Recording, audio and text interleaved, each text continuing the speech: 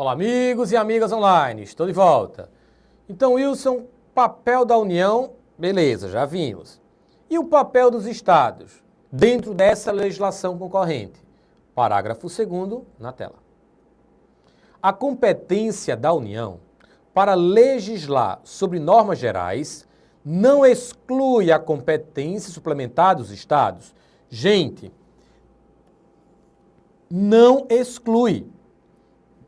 Geralmente as bancas fazem o quê?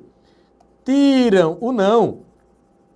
Aí fica, exclui a competência suplementar dos estados. Cuidado, hein? Não exclui a competência suplementar dos estados. Ou seja, os estados, de acordo com as normas gerais que já foram editadas pela União, deverão suplementar. Cada estado tem a sua particularidade, tem a sua característica diferente. Então, papel da União, normas gerais. E os estados deverão suplementar as normas gerais. O Wilson estava pensando aqui numa situação, que é a seguinte, vê só. Digamos que tem um fato acontecendo aí, um fato ligado ao direito financeiro. E a União ainda não editou uma norma geral regulando tal fato.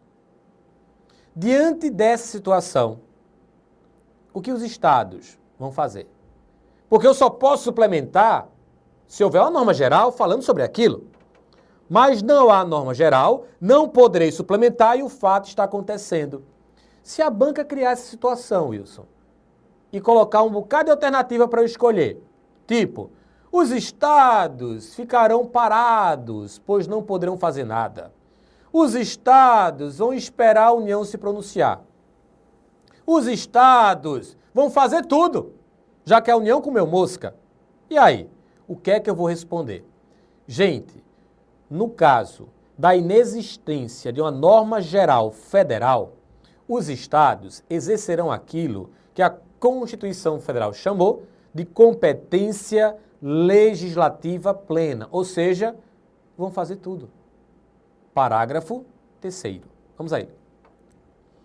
Inexistindo lei federal sobre normas gerais, os estados exercerão a competência legislativa plena para atender às suas peculiaridades. Gente, portanto, competência legislativa plena. Mas isso somente no caso de quê? Da inexistência de uma lei federal. Então, quando os estados exercerão a chamada competência legislativa plena? No caso da inexistência de uma lei federal. Ok, isso entendi. Mas aí me veio outra dúvida. Digamos que realmente isso aconteceu. Agora, se analisarmos direitinho, né? O estado da Bahia tem uma peculiaridade diferente de Pernambuco, aí o seu estado, que é diferente do Rio, que é diferente de Minas, que é diferente do Mato Grosso, que é diferente da Paraíba, que é diferente de Alagoas. Ou seja, cada estado tem uma particularidade, uma peculiaridade diferente. E o que é que vai acontecer? Cada um vai normatizar exercendo essa competência legislativa plena de uma forma diferente. Gente, isso vai ocasionar o que eu costumo dizer e chamar, não é, de uma verdadeira colcha de retalhos. Colcha de retalhos, exatamente. É uma colcha, é uma peça única, não é? Quem sabe já tem essa ideia, uma peça única. Mas é uma peça única formada por vários tecidos. Então, vários estados trabalharam de forma diferente. São tecidos diferentes. E aí? O que é que vai acontecer? No caso da inexistência de uma lei federal, no caso de os estados exercerem a chamada competência legislativa plena e no caso dessa colcha de retalhos em relação ao direito financeiro, em relação ao fato, o que vai acontecer? O que vai acontecer é que a Constituição Federal fechou a situação quando definiu, no seu parágrafo 4º do artigo 24, o seguinte: nesse caso, a União, ela vai normatizar, ela vai organizar da seguinte forma: atenção, estados, cada um exerceu a sua competência legislativa plena, mas a partir de agora, vale o que eu colocar. Ou seja, naquilo que não estiver contrariando, ou naquilo que estiver contrariando a norma federal, a eficácia dessa norma estadual estará suspensa. Parágrafo 4º do artigo 24, na tela. A superveniência de lei federal sobre normas gerais suspende a eficácia da lei estadual no que lhe for contrário. Vamos às observações. Suspende a eficácia. Gente, suspensão da eficácia não é a mesma coisa que revogará. Não. Cuidado, porque as bancas colocam assim. A superveniência de lei federal sobre normas gerais revogará a lei estadual. Não, revogará não. Suspenderá a eficácia. O revogará seria como, olha, essa norma aqui foi revogada, ela agora não vale mais, ela morreu. E quem morre não volta. Agora, a suspensão da eficácia, opa, é como se estivéssemos colocando aquela norma estadual para dormir. Vai dormir, norma? Agora, quem dorme acorda, né? Vai acordar quando a norma federal sair de cena. Aí a estadual voltará a produzir seus efeitos. Então, suspende a eficácia e não revogará. E o detalhe final, voltem. Suspende a eficácia da lei estadual, opa, no que lhe for contrário.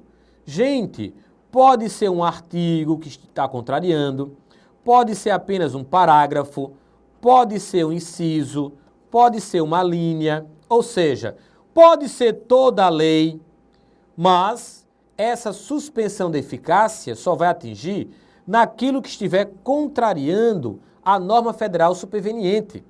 Então, cuidado com a questão do tipo: a superveniência de lei federal sobre normas gerais suspenderá a eficácia de toda a lei estadual em qualquer hipótese. Não, não é em qualquer hipótese, somente na hipótese de toda a lei estadual estiver contrariando a norma federal superveniente. Então, gente, para resumir a historinha da competência legislativa, temos o seguinte: competência da União, limitar-se-á a estabelecer normas gerais. Competência dos estados, suplementar as normas gerais. Inexistindo normas gerais, os estados exercerão a competência legislativa plena. E, no caso de uma norma federal superveniente à norma geral, haverá suspensão da eficácia da norma estadual naquilo que estiver contrariando. Então, aqui temos o resumo da chamada competência legislativa. Previsão legal, artigo 24 da Constituição Federal, seu inciso e parágrafos.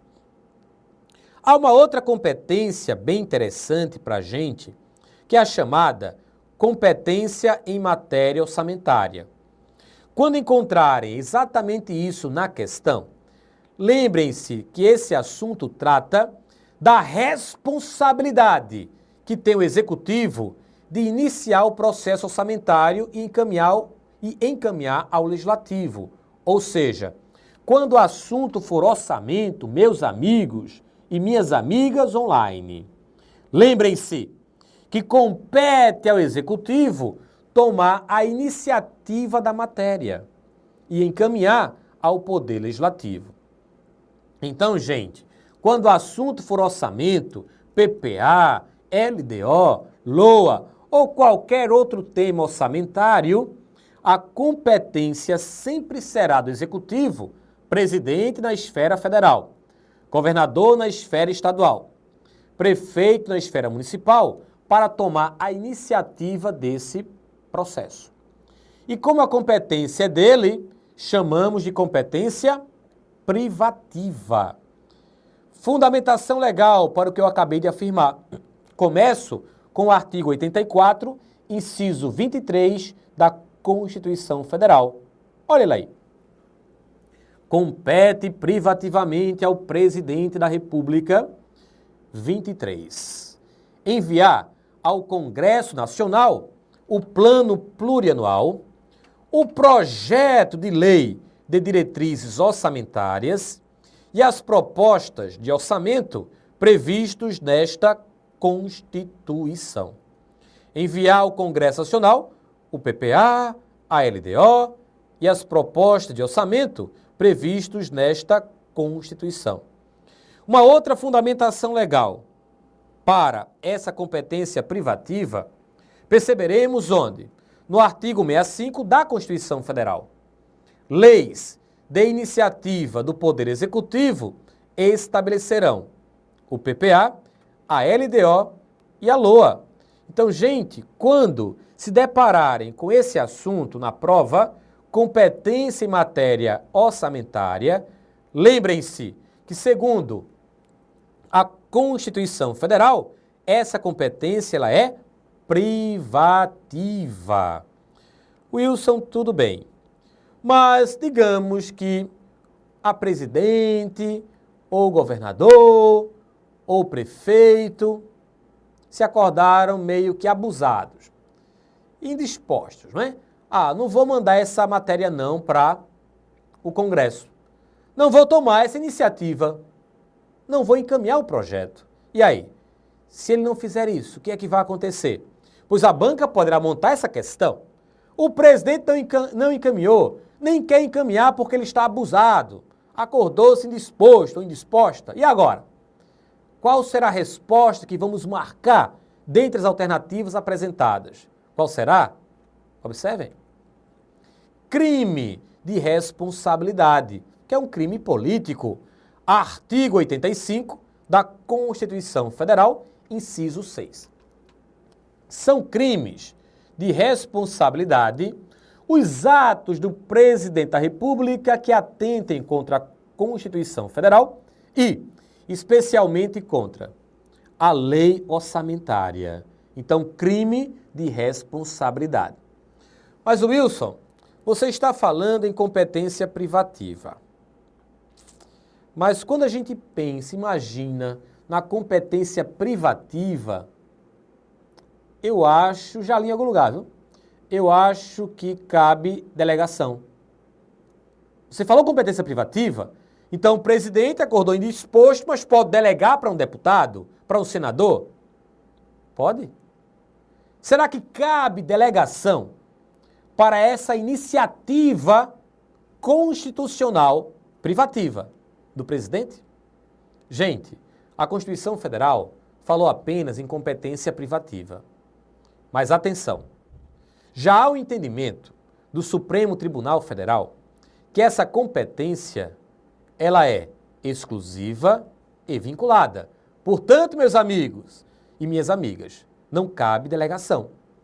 Então, não cabe delegação para as atribuições do presidente no tocante a iniciar o processo orçamentário.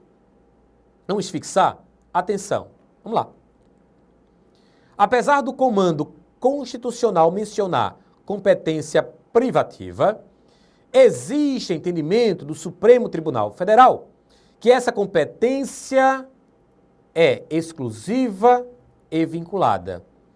Ou seja, compete somente ao presidente da República encaminhar os projetos de lei de orçamento e ainda dentro dos prazos, tem prazo, hein? Dentro dos prazos estabelecidos na Constituição Federal ao Poder Legislativo. Porque sempre vai acontecer isso, né? Poder Executivo encaminha ao Poder Legislativo. Poder Legislativo vai receber, vai estudar, vai analisar, vai aprovar e vai devolver ao Poder Executivo. E para isso existem prazos que estão na Constituição Federal, tanto para o Executivo quanto para o Legislativo. Mas, Wilson, e se o Congresso Nacional, digamos agora, ele não devolver? Ou até o seguinte, digamos que um membro do Congresso, deputado, senador, se adiantou. tomou a iniciativa, não esperou pelo presidente. E agora? Um membro do Congresso, deputado, senador, encaminhou um projeto de lei do PPA, da LDO e da LOA.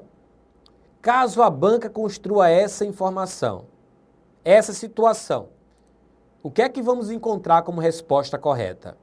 Vamos ver na tela. Se um membro do Congresso Nacional, senador ou deputado, caso tomasse a iniciativa de encaminhar um ou todos os projetos de lei, acarretaria uma inconstitucionalidade formal. Então a resposta que vocês vão encontrar é essa aqui, ó. Inconstitucionalidade formal.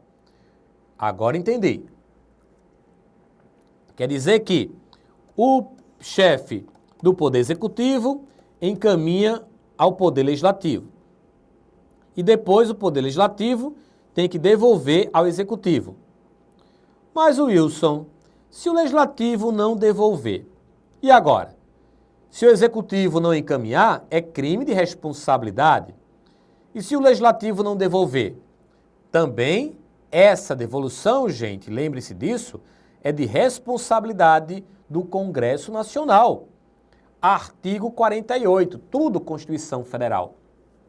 Cabe ao Congresso Nacional, com a sanção do Presidente da República, não exigida esta para o especificado nos artigos 49, 51 e 52, que não é assunto orçamentário, portanto não nos interessa, dispor sobre todas as matérias de competência da União, especialmente sobre Plano Plurianual, PPA, diretrizes orçamentárias, LDO, orçamento anual, lei orçamentária anual, operações de crédito e dívida pública, que é endividamento, e emissões de curso forçado. Então o Congresso Nacional tem a sua responsabilidade de receber, estudar, analisar, aprovar e devolver ao presidente. E para isso, gente, tanto o presidente para encaminhar quanto o Congresso para devolver, eles têm prazos a serem cumpridos, a serem seguidos. Prazos que foram definidos pela Constituição Federal. E é justamente sobre esses prazos que eu começo a falar agora. Porque as bancas costumam cobrar o seguinte: quais são os prazos que o presidente tem para encaminhar ao legislativo? E quais são os prazos que o legislativo tem para devolver ao presidente? Isso cai. As bancas também cobram o seguinte: como calculamos esses prazos?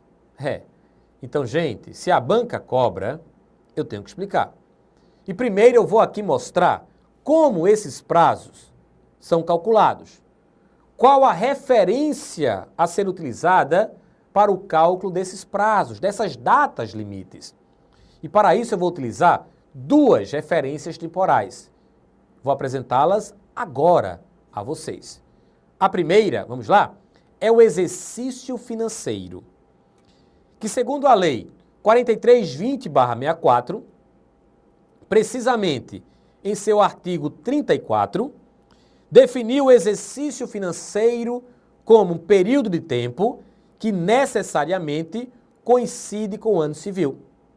Ou seja, obrigatoriamente o exercício financeiro ele vai começar no dia 1º de janeiro e terminará no dia 31 de dezembro, necessariamente, obrigatoriamente. Começará no dia 1º de janeiro e terminará no dia 31 de dezembro, obrigatoriamente. Gente, o exercício financeiro não poderá ser confundido, vou colocar aqui diferente, de exercício social. O exercício financeiro é diferente do exercício social, porque o exercício financeiro, obrigatoriamente, coincide com o ano civil. Começa no dia 1º de janeiro e vai até o dia 31 de dezembro. Diferente do exercício social, onde a data do término do exercício social deverá ser fixada pelo Estatuto da Companhia. Mas, Wilson, como é que vamos utilizar o exercício financeiro para calcular as datas limites? É o seguinte. Primeiro, eu estou aqui apresentando o exercício financeiro.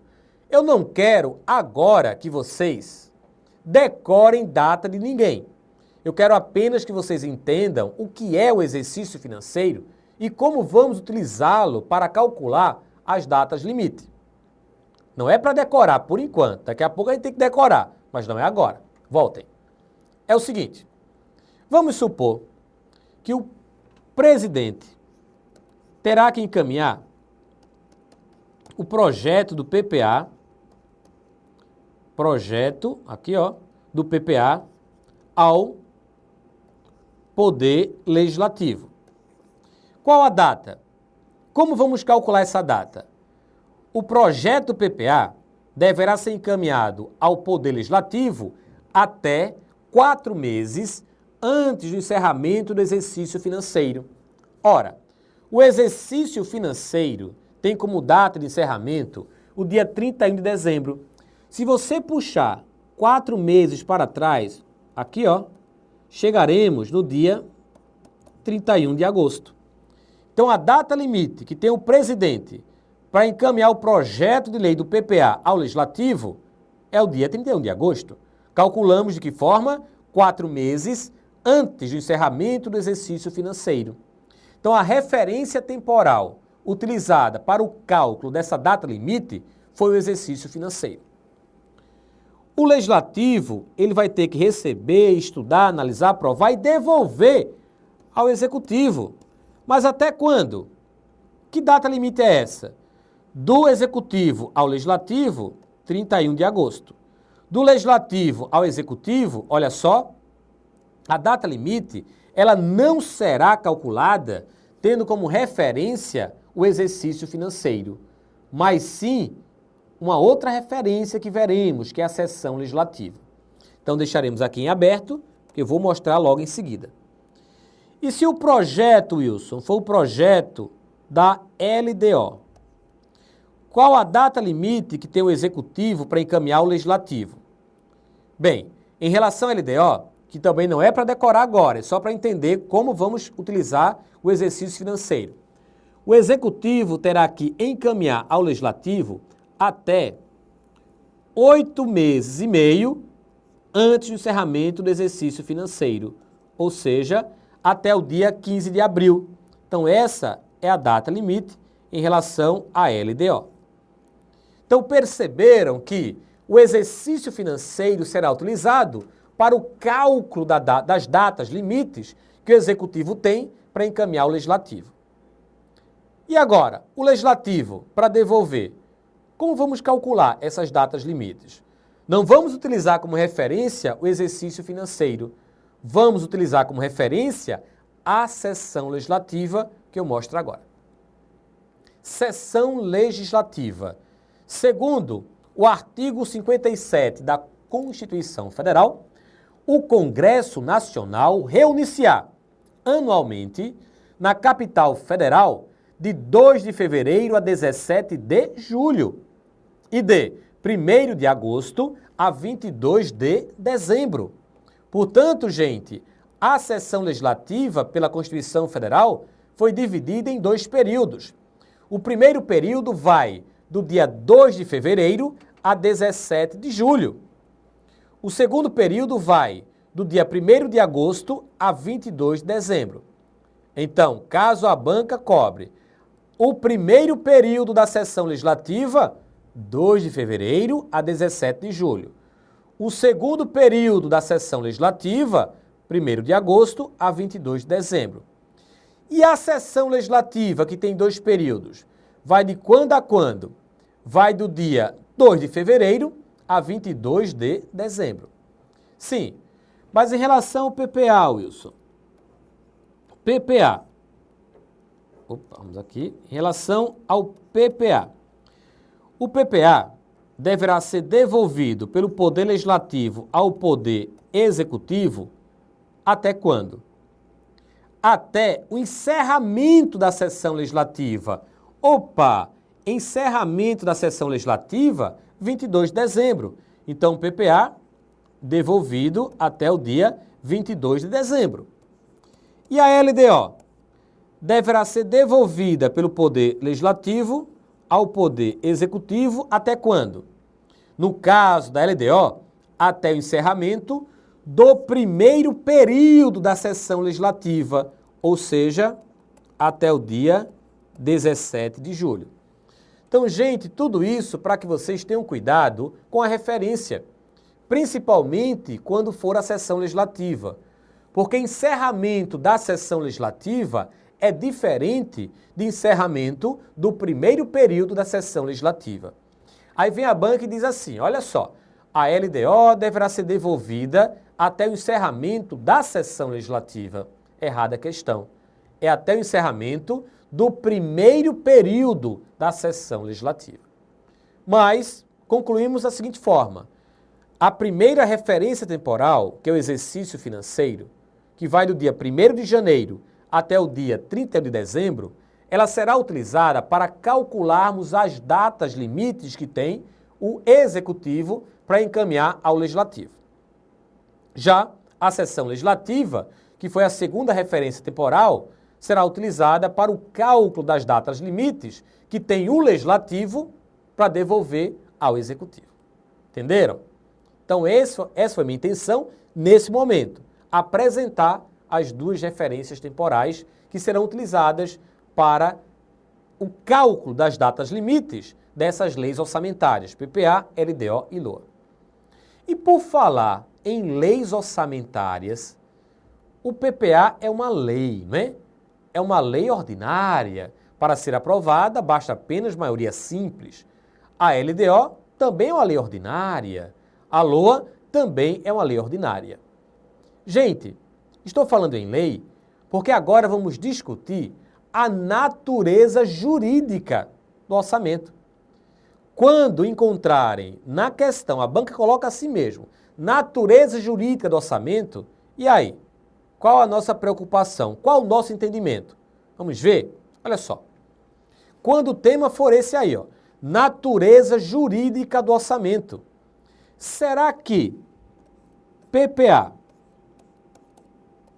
LDO e a Lei Orçamentária Anual realmente são leis?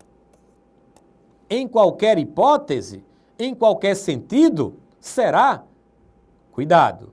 Quando o tema for natureza jurídica do orçamento, PPA, LDO e LOA serão leis quando o sentido for o sentido formal. Então, PPA, LDO e LOA são leis em sentido formal. E o que é, Wilson, lei em sentido formal? Lei em sentido formal representa todo ato normativo emanado de um órgão com competência legislativa, sendo o conteúdo irrelevante, sendo o conteúdo irrelevante. Então, lei em sentido formal não dá importância ao conteúdo. O conteúdo tanto faz como tanto fez, não vai obrigar nada. Lei em sentido formal, gente, trabalha o conteúdo de forma irrelevante. Lei em sentido formal se preocupa com a formalidade, com o exterior. É uma lei porque passou por todo o processo legislativo. Mas o conteúdo, quando uma lei tem sentido formal, não obriga a execução de nada, não obriga o cumprimento a nada. O conteúdo, portanto, é irrelevante. Então, PPA, LDO e LOA são leis em sentido formal. E não são leis no outro sentido, que é o sentido, observem, sentido material. Por quê? Porque lei em sentido material corresponde a todo ato normativo emanado por órgão do Estado, mesmo que não incumbido da função legislativa. O importante agora é o conteúdo. O importante agora é o conteúdo. que define qualquer conjunto de normas dotadas de abstração e generalidade, ou seja, com aplicação a um número indeterminado de situações futuras. Então, gente, a lei, ou as leis, poderão ser tratadas no sentido formal e material ao mesmo tempo, ou seja, são leis formais e materiais. O conteúdo é irrelevante e o conteúdo é relevante. É uma lei quanto à forma e quanto ao conteúdo. Ou uma lei só poderá ser tratada no sentido formal. São as leis formais, onde o conteúdo é irrelevante. No caso do PPA, da LDO e da LOA, são leis formais. Seu conteúdo é irrelevante. Lei em sentido formal é uma lei de efeito concreto, individual, diferente do material, não é? Pois seu conteúdo assemelha-se aos atos administrativos individuais ou concretos. Atos administrativos. Então, Wilson, quer dizer que se um governador, um presidente ou um prefeito colocar dentro desta lei orçamentária alguma despesa, ele não é obrigado a executá-la? E aí? E aí veremos quando eu voltar. Até já.